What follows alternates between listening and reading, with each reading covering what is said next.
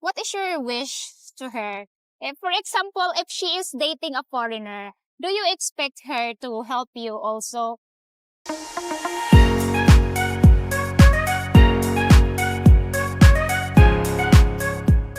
Pia, what is your name? Rubin, How old are you, Pia? 50, 50. And this is your daughter, daughter. How old is she?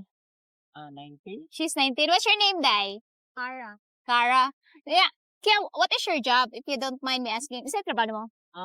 Nag-12 sa mga meron nga business. Business. So, yeah, if ever like this holiday, you come here in the beach, how often? How many times you come here in the beach? Masagaran dyan, basta mag-holiday. Mostly holidays. Holiday. And, kuan, it's just that like simple holidays? Simple holidays lang. Basta pakanting adlaw. As long as it's vacant. Yes. Sige, I'm here in the water na ha. As long as it is vacant. So, is it like, what is your wish to her? If, for example, if she is dating a foreigner, do you expect her to help you also? Laura, what is your expectation if she ever dating a foreigner?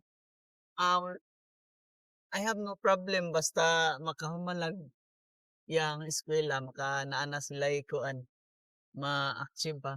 As long as if she finish her Mm. studies and achieve her Yeah. dreams. Very supportive. So, do you Wala. don't have expectations? Yeah, open ra ko basta makahuman na sila. Of course, makamaon na sila nga mo manage, mo desisyon. Yeah. Kay, siyempre, mga professional naman. Yeah. So, because mostly of the parents here, like for example, the father, they expect their daughter to be a breadwinner because they're dating foreigners and they have a foreigner partner. Siguro, kuan na lang na, bonus na lang ng mga inana. Bonus. It's just a bonus. Dili raman kayo may mag-prior inana kay Because you have a so far, business. yes, mabuhi raman sad. That is very, Tinobre. very independent. Yeah. No. So, how about if she's dating same age as you? Would you accept it? Would you be okay with it? Yeah, depende. Depende lang sa mga lalaki nga kanang napoy mga goal, napoy mga dreams ba. As long as they have goals and Yeah. dreams. Not just for themselves, as for your daughter also. Wow, very nice. Very lovely. How about you, girl? If ever you would date a foreigner someday, would you be okay he is not supporting your family? Hi. Balik. If ever you date a foreigner someday, would you be okay if he is not supporting your family financially? It depends. I mean, like, dili man sad jud noon kailangan to na mo support it. Yeah. Like, There's no need to support. Yeah. uh, Like that. So, would you be okay to date same age as your father? If it is foreigner, would you be okay with that? Kung nga foreigner nga butan. If it's good, if it's Yeah. really good, why not? No? She said, yeah, she agree. She pero, agree. kanang, weird kayo kay It's kanang, pedophile. gamay man good ko. How tall are you? How tall are you? Like, 4'9"? 4'9"? So 4'9". So, Okay. so it's like so weird if you date a foreigner. Oy, mostly foreigner are tall, man, good sad, no? So you are okay, but do you have a dream? What is your dream for yourself? Not just for your family, but for yourself alone. Ganahan shit ko Go makahuman around the world. Yeah. To tour Maka- around the world. Makaman ng eskwela din mag-travel. Travel. Hey! So what is your dream for your parents also? Kuan, magpuyog mag-travel. They travel together. Oh, in fairness to her, she has a dream like that. And you are very supportive, kuya. Very supportive. So would you be okay if ever she's married to a foreigner and she's living there and abroad? Would you be okay with that?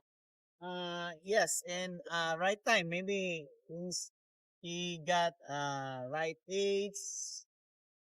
So she how old?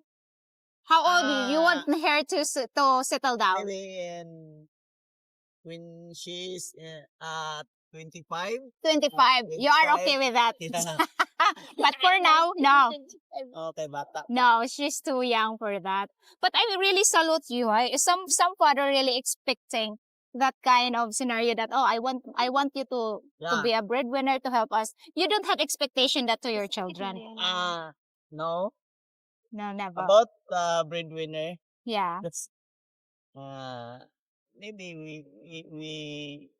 we got to live a simple living with my wife, simple business. Like then I want my daughter to uh like they can explore their life, Mm-hmm. like going some other country, go happy. Yeah. So how many kids you have? Only two. Two. Only two. And Two. all girls. Yeah, Oh, so your dreams of all your girls will be successful in yeah, life. successful. That's what your Uh, priority. they can manage themselves, they can enjoy, and they can decide their own decision. Mm. So as long as Someday. what whoever they choose, you will No, support.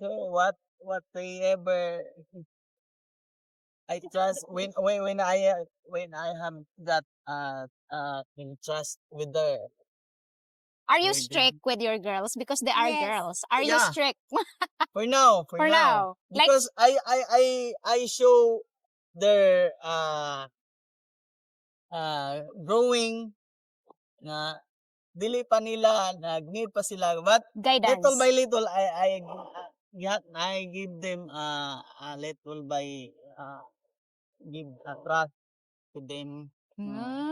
Ato nang karang naman mo na o karang Yeah. salig ba kay Yeah, naa naman sa yeah, mga part nga yeah. masaligan na sila. Yeah. There's a part that you can trust. There's a Mm. part that you still need the guidance Oh, to na them. ana. What is your name again, Kuya? Robin. Ruben. And your daughter again? What's her name? Hara. Hara. Suddenly I forget everything. But your wife also is strict or she is the soft one? So,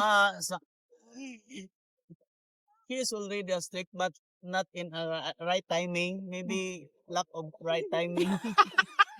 A mother is Oh, yeah. always like that. Not Oo. in the right timing. Sometimes always Nag.